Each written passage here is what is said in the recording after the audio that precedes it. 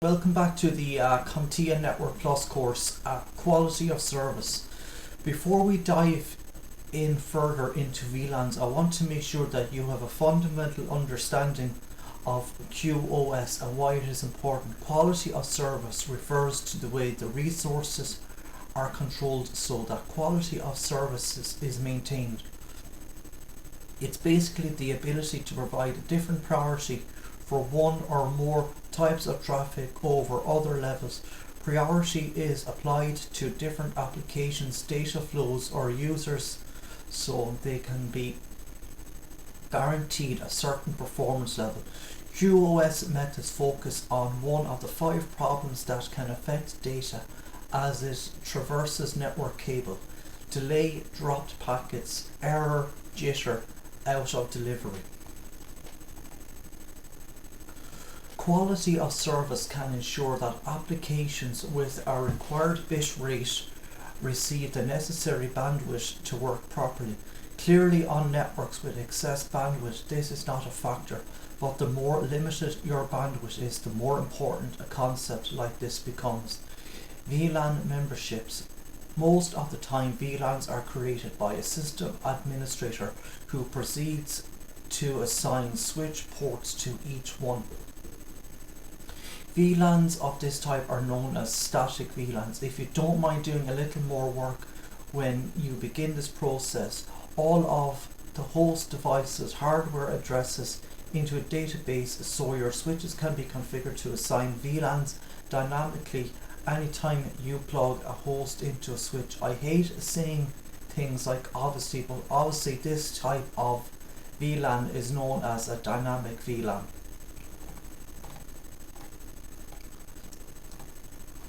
Static VLANs. Creating static VLANs is the most common way to create a VLAN, and one of the reasons for that is because static VLANs are the most secure. This security stems from the fact that any switch port you've assigned a VLAN association to will always maintain it unless you change the port assignment manually. Static VLAN configuration is pretty easy to set up and supervise, and it works really well in a networking environment where any user movement within the network needs to be controlled. It can be helpful to use network management software to configure ports, but if you don't have the use for it, if you don't want to. In figure 11.6, each switch port was configured manually with a VLAN membership based on which VLAN the host needed to be a member of. Remember, the device's actual physical location doesn't matter one bit as long as the VLAN assignments are correctly configured. Which broadcast domain your host becomes member of is purely up to you. And again, remember that each host also has to have the correct IP address. For instance, you must configure each host in VLAN 2 into the 172.16.2.0.24 network for it to become a member of that VLAN. It's also a good idea to keep in mind that if you plug a host into a switch, you have to verify the VLAN membership of that port. If the membership is different than what's needed for that host, the host won't be able to gain access to the network services that it needs, such as a workgroup server. Dynamic VLANs. On the other hand, a dynamic VLAN determines a host VLAN's assignment automatically. Using intelligent management software, you can base VLAN assignments on hardware MAC address protocols or even applications that work to create dynamic VLANs. For example, let's say MAC addresses have been entered into a centralized VLAN management application and you hook up a new host. If you attach it to an unassigned switch port, the VLAN management database can look up the hardware address and both assign and configure the switch port into the correct VLAN. Needless to say, this makes management and configuration much easier because if a user moves, the switch will simply assign them to the correct VLAN automatically. But here again, there's a catch initially. You've got to do a lot more work setting up the database. It can be very worthwhile though, and here's some more good news. You can use the VLAN Management Policy Server (VMPS) service to set up a database of MAC addresses to be used for the dynamic addressing of your VLANs. The VMPS database automatically maps MAC addresses to VLANs. Identifying VLANs. Knowing that switch ports are layer 2 only interfaces that are associated with the physical port. A switch port can belong to any one VLAN if it's an access port, or all VLANs if it is a trunk port. As I'll explain in a minute, you can manually configure a port as an access or trunk port, or you can let the dynamic trunking protocol DTP operate on a per port basis to switch the switch port mode. DTP does this by negotiating with the port on the other hand of the link. Switches are definitely pretty busy devices, as frames are switched throughout the network. They've got to be able to keep track of all the different port types, plus understand what to do with them depending on the hardware address. And remember, frames are handled differently according to the type of link they're traversing. There are two types of links in a switched environment: access ports and trunk ports. Access port. An access port belongs to and carries the traffic of only one VLAN. Anything arriving on an access port is simply assumed to belong to the VLAN assigned to the port.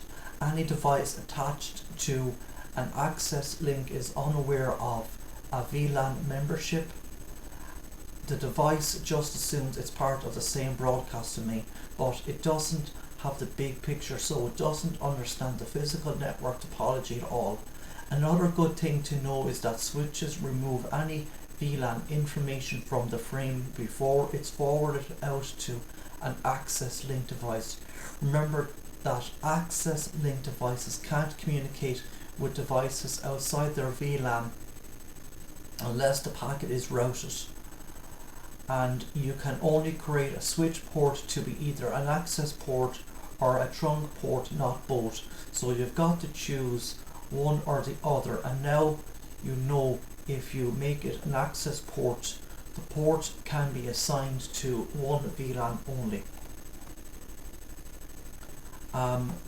Voice access ports. Not to confuse you, but all that I just said about the fact that an access port can be assigned to only one VLAN is really only sort of true. Nowadays, most switches will allow you to add a second VLAN to an access port on the switch for your voice traffic. It's called the voice VLAN. The voice VLAN used to be called the auxiliary LAN, which allowed it to be overlaid on top of data VLAN, enabling both types of traffic through the smart port. Even though this is technically considered to be a different type of link, it's still just an access port that can be configured for both data and voice VLANs. This allows you to connect both a phone and a PC device to one switch port, but still have each device in a separate VLAN. If you're configuring voice VLANs, you'll want to configure quality of service QoS on the switch ports to provide a higher precedence to voice traffic over data traffic to improve sound quality. Trunk ports. Believe it or not, the term trunk port was inspired by the telephone system trunks that carry multiple telephone conversations at a time. So it follows that trunk ports can similarly carry multiple VLANs at a time. A trunk link is a 100 megabits per second or 1000 megabits per second point-to-point link between two switches, between a switch and a router, or even between a switch and server, and it carries the traffic of multiple VLANs from 1 to 40,000, I suppose, 094 VLANs at a time. Trunking can be a real advantage because with it you can make it a single port part of a whole bunch of different VLANs at the same time. This is a great feature because you can actually set up ports up to have a server in two separate broadcast domains simultaneously, so your users won't have to cross a layer 3 device router to log in and access it. Another benefit of trunking comes into play when you're connecting switches. Information from multiple VLANs can be carried across trunk links, but by default, if the links between your switches aren't trunked, only information from the configured VLAN will be switched across that link. Check out figure 1117. It shows how the different links are used in a switched network. All the hosts connected to the switches can communicate to all ports in their VLANs because of the trunk link between them. Remember that if we use an access link between the switches, this would allow only one VLAN to communicate between switches. As you can see, these hosts are using links to connect to the switch, so they're communicating in the VLAN only. That means that without a router, no host can communicate outside its own VLAN, but the hosts can send data over trunked links to hosts on other switch configured in their same VLAN. So here you can see figure 1117, access to the trunk links in a switched network. VLAN identification methods. VLAN identification is what switches use to keep track of all those frames as they're traversing a switch fabric. All of our hosts connect together via a switch fabric in our switched network topology. It's how switches identify which frames belong to which VLANs, and there's more than one trunking method, ISL and 802.1q. Interlink switch ISL. Inter-switch link ISL is a way of explicitly tagging VLAN information on an Ethernet frame. This tagging information allows VLANs to be multiplexed over a trunk line through an external encapsulation method, ISL, which allows the switch to identify the VLAN membership of a frame over the trunked link. By running ISL, you can interconnect multiple switches and still maintain VLAN information as traffic travels between the switches on trunk links. ISL functions at layer 2 by encapsulating a data frame with a new header and cyclical redundancy check, CRC. Of note is that is proprietary to Cisco switches, and it's used for fast Ethernet and gigabit Ethernet links only. ISL routing is pretty versatile and it can be used on a switch port or router interfaces and on server interfaces cards to trunk a server. So I'm going to leave it here today for this video. If you like, please consider like, sharing and subscribing. Thank you.